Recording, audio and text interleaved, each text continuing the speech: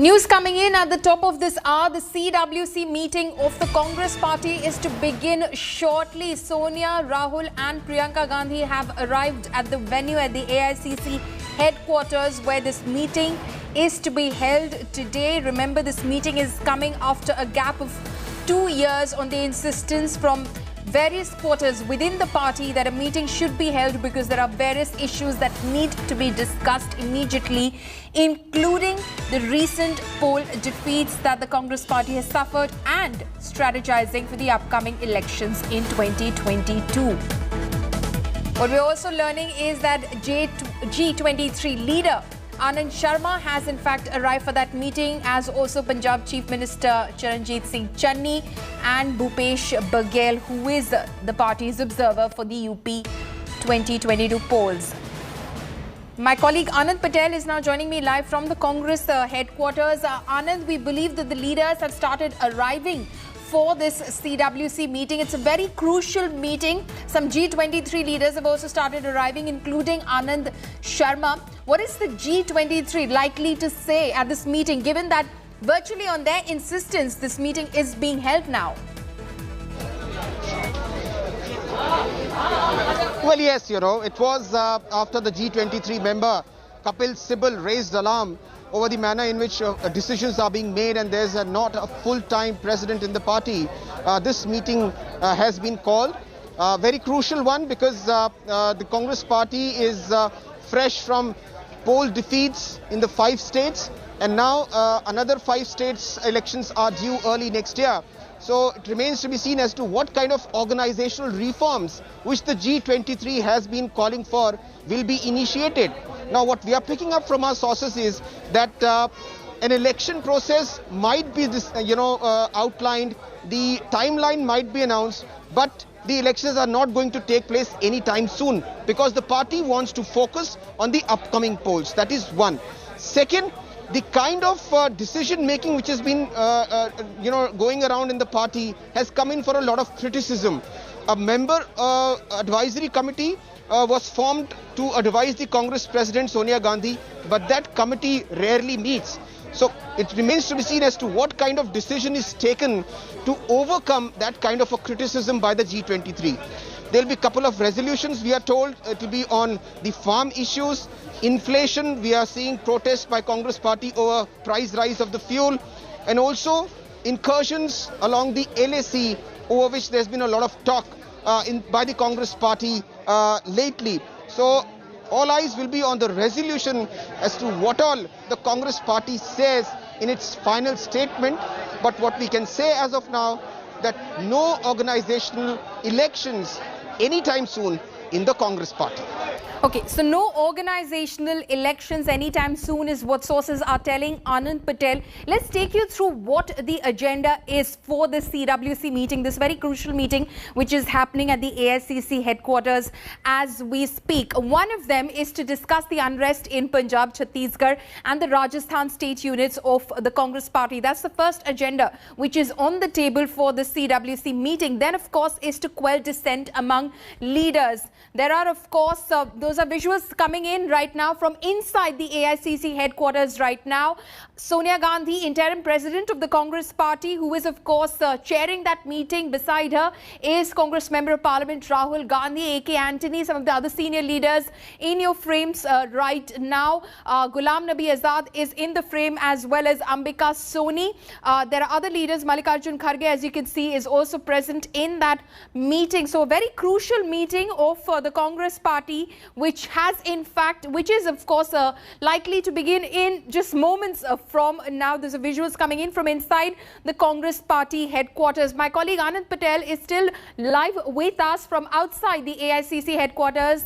Anand, that meeting is to begin very shortly. We're getting some of the pictures from inside the AICC headquarters at the moment. So you're saying, of course, that as far as having organizational pose is concerned, that's off the table because the party wants to focus on the 2022 elections and take cognizance of what happened in terms of in states like Kerala, in West Bengal, where they still had a stake but faced a massive drubbing. Well, yes, and before that, let me tell you the significance of the leaders who are seated alongside Sonia Gandhi, Congress President. You can see prominent G23 leader Ghulam Nabi Azad seated in that row alongside Ambika Soni, A.K. Antony, Rahul Gandhi, Mallikarjun Kharge, and of course Sonia Gandhi. This is very significant. Ghulam Nabi Azad is not holding any important organizational post in the Congress party, yet he has been given that prominence, that significance of being seated among the top line. So that is very important message the Congress High Command, particularly the Gandhis, are trying to send out as far as the G23 leaders are concerned. It's a reach out to the disgruntled and the dissentful leaders of the G23. And that is why this CWC meeting assumes a lot of significance. Because we have seen a lot of bloodbath in the past, a lot of statements from the G23 leaders that, look, the decisions are not being taken collectively. There's been not a full-time president. There is a G Huzur culture in the Congress party. So all this we have seen over the past year and a half. But this is the first in-person meeting, and this is what the Gandhis have thrown up to the G23 by making Ghulam Nabi Azad seated alongside the Congress president. So organizational reforms which the G23 has been talking about will be discussed. A timeline will be brought up, but the elections will not be held. And this is what the bone of contention has been between the G23 leaders and Gandhi supporters. Looks like, you know, in all likelihood, it's going to be a very calm, composed and, you know, thoughtful kind of an exercise to take stock of the situation the party is going through right now. There will be a lot of churning, no doubt, after this meeting. But the Gandhis, by making Ghulam Nabi Azad sit alongside, have given out a clear message that they want to take everybody along. Right, so it appears that the Gandhis are extending a hand towards the G23 leaders who have been quite disgruntled and have been seeking organizational reforms. Anand, when you speak of organizational reforms, for the benefit of our viewers, can you explain what sort of reforms are these G23 leaders seeking? Well, it's twofold basically. See, ever since Rahul Gandhi resigned after 2019 Lok Sabha poll debacle, the Congress party is running with an interim president. Sonia Gandhi was asked to, manage the affairs of the party till a full-time president is elected, which the party has not been able to do so.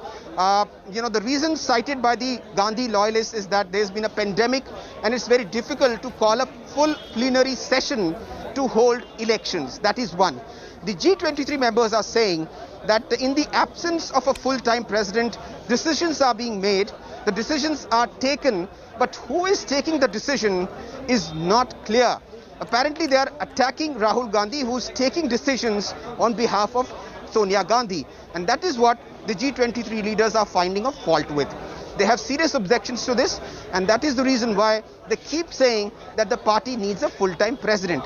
They want an elected president, and they want elected representatives of the CWC itself, which is the highest decision-making body. So it's a twofold demand, an elected president and an elected CWC to take decisions for the party. They're also saying that right since the block president level to the districts and the state, elections should be held to elect the leaders. Now that is a very important and significant demand, because these are some of the leaders of the G23 itself who had been opposing Rahul Gandhi when he had called for elections in the Congress wings, different wings. He had initiated elections for president of Youth Congress, NSUI and many other wings of the Congress party.